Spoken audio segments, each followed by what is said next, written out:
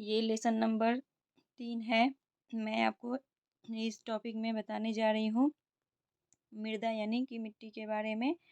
जैसा कि मैंने पहले वीडियो में बताया है कि ये सब अपने आप लोग अपने अकॉर्डिंग यहाँ पे सब विषय दिनांक विषय ये सब डाल सकते हैं। उसके बाद प्रकरण में डाल सकते हैं कि जो आपका टॉपिक हो। जैसे कि ये टॉपिक मृदा के बारे में है, मृदा यानी कि मिट्टी।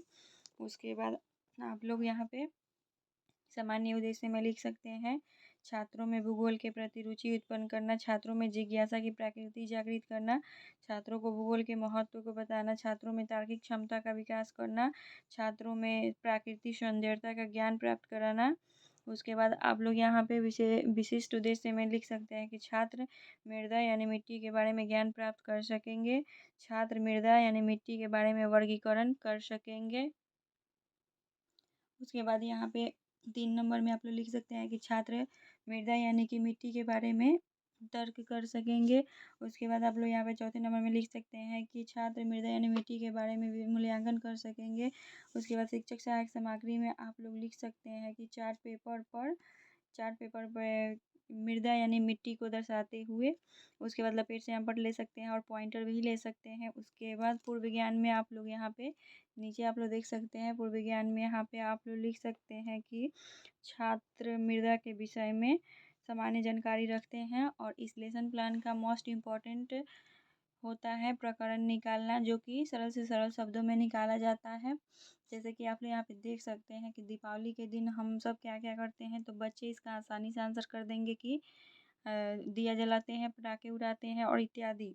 फिर उससे रिलेट करते हुए क्वेश्चन अराइज करेंगे कि दिया किस चीज़ का बनता है, तो बच्चे बोलेंगे मिट्टी का। उसके बाद मिट्टी का अन्य नाम क्या होता है, तो मृदा होता है। उसके बाद आप लोग पूछेंगे कि मृदा से आप क्या समझते हैं, तो बच्चे इसका आंसर नहीं दे पाएंगे, दे भी पाएंगे तो पूरा विस्तार पूर्वक नहीं बता पाएंगे। तो आप लोग यहाँ पे समस्यात्मक बना के उद्देश्य कथन में लिखेंगे कि छात्रों आज हम लोग मृदा के विषय में विस्तार पूर्वक अध्ययन करेंगे। उसके बाद फर्स्ट स्पष्टीकरण में आप लोग मृदा के आशय यानी परिचय के बारे में बताएंगे। जैसे कि छात्र मृदा यानी मिट्टी के आशय या परिचय के बारे में ज्ञान प्राप्त कर सकेंगे। और स्पष्टीकरण में लिखेंगे मृदा भूमि की वह ऊपरी परत है जिसका निर्माण मूल रूप से चट्टानों के विखंडित होने, वनस्पति व जीवों के सड़ने गलने और जलवायु प्रक्रिया के कारण लाखों वर्षों में हुआ है। भूमि की ऊपरी सतह पर पेड़ पौधों और जीवों के अवशेष से ह्यूमस का निर्माण होता है। ह्यूमस के ही कारण मिट्टी उपजाऊ बनती है। मिट्टी पे अध्ययन को पेडोलॉजी कहा जाता है। उसके बाद आप लोग विशिष्ट विधात्मक प्रश्न में लिख सकते हैं कि क्वेश्चन अराइज कर सकते हैं कि किसके कारण मिट्टी उपजाऊ बनती है, तो बच्चे इसका आंसर कर पाएंगे कि ह्यूमस के कारण। उसके बाद आप लोग यहाँ पे लिखेंगे कि मिट्टी के अध्ययन को क्या कहते हैं, तो बच्चे इसका आंसर कर पाएंगे कि पेडालॉजी कहते हैं। उसके बाद 3 नंबर में विकासात्मक प्रश्न आप कर सकते हैं कि मिट्टी का हमारे जीवन में क्या महत्व है, तो छात्र मौन हो जाएंगे और यहाँ पे आप प्रश्नोत्तरी विधि लिख देंगे, यहाँ पे विकासात्मक प्रश्न लिख देंगे। ऊपर में आप लोग देख सकते हैं कि यहाँ पे छात्र ध्यानपूर्वक सुनेंगे, ये लिख सकते हैं और यहाँ पे व्याख्या विधि लिख सकते हैं। उसके बाद यहाँ पे लिखेंगे कि छात्र मृदा के आशय के बारे में या विषय में ज्ञान प्राप्त करें।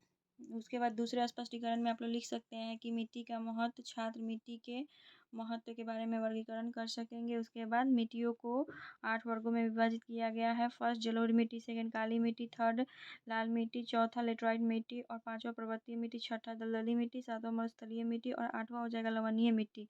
भारत में मुख्यतः 4 ही होती हैं। जलोढ़ मिट्टी, ये मिट्टी सबसे अधिक उपजाऊ, ये मिट्टी सबसे ज़्यादा भारत में पाई जाती है। उसके बाद लाल मिट्टी पाई जाती है, लाल मिट्टी सेकंड स्थान पे होती है। उसके बाद भारत में पाई जाने वाली मिट्टियों में 3 तत्वों की कमी होती है।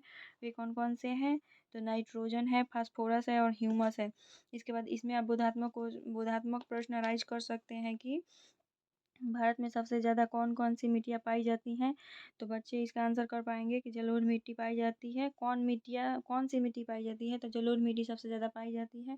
उसके बाद भारत की मिट्टी में कौन कौन से तत्वों की कमी पाई जाती है, तो नाइट्रोजन, फास्फोरस और ह्यूमस। तीसरे में बुधात्मक में आप क्वेश्चन कर सकते हैं कि मिट्टी के महत्व को बताइए। उसके बाद छात्र यहाँ पे मौन हो जाएंगे। उसके बाद आप लोग यहाँ पे लिखेंगे विकासात्मक प्रश्न, यहाँ पे प्रश्नोत्तरी विधि, जैसे फर्स्ट स्पष्टीकरण में आप लोग यहाँ पे लिखे हैं वैसे ही यहाँ पे भी लिखेंगे। यहाँ पे छात्र ध्यानपूर्वक सुनेंगे और व्याख्या विधि। उसके बाद छात्र मिट्टी के प्रकार के बारे में वर्गीकरण करें। तीसरे स्पष्टीकरण में आप लोग मिट्टी के महत्व को बताएंगे। छात्र मिट्टी के महत्व के बारे में तर्क कर सकेंगे। उसके बाद स्पष्टीकरण में लिखेंगे कि मिट्टी मानव तथा अन्य जीवों के लिए अत्यंत आवश्यक है। मिट्टी से ही पेड़ पौधों को महत्वपूर्ण पोषक तत्व प्राप्त होते हैं। मिट्टी की सहायता से ही कृषि संभव है। मिट्टी धरती के पारिस्थितिकी तंत्र को बनाए रखने में महत्वपूर्ण भूमिका निभाती है। उसके बाद लिखेंगे कि यहाँ पे मिट्टी में बहुत सारे खनिज शामिल हैं। मिट्टी में ही किसान अपनी फसल को उगाते हैं। मिट्टी हमारे लिए काफ़ी उपयोगी होती है। उसके बाद बोधात्मक में तीसरा स्पष्टीकरण और लास्ट स्पष्टीकरण में सिर्फ 2 बोधात्मक क्वेश्चन ही करने होते हैं, जो कि यहाँ पे मैंने किया है। मिट्टी के बिना क्या संभव नहीं है, तो बच्चे आंसर कर पाएंगे कि कृषि संभव नहीं है। दूसरा है कि मिट्टी किसको पोषक तत्व प्रदान करती है, तो पेड़ पौधे प्रदान करती है। उसके बाद आप यहाँ पे प्रश्नोत्तरी विधि लिखेंगे। यहाँ पे लिखेंगे कि छात्र मिट्टी के महत्व के बारे में तर्क करें। यहाँ पे दूसरे स्पष्टीकरण में यहाँ पे मैंने थोड़ा सा मिस्टेक हो गया है। यहाँ पे आप मिट्टी का प्रकार लिखेंगे महत्व की जगह, ठीक है। और यहाँ पे भी उसके बाद आप सैंपट कौशल करेंगे कि सैंपट कौशल में इम्पोर्टेंट बिंदु लिखे जाते हैं, जैसे कि भारत में क्षेत्रफल के आधार पे सबसे ज़्यादा 4 प्रकार की ही मिट्टियाँ पाई जाती हैं। फर्स्ट जलोढ़ मिट्टी, सेकंड लाल मिट्टी, तीसरी काली मिट्टी और चौथी लैटराइट मिट्टी।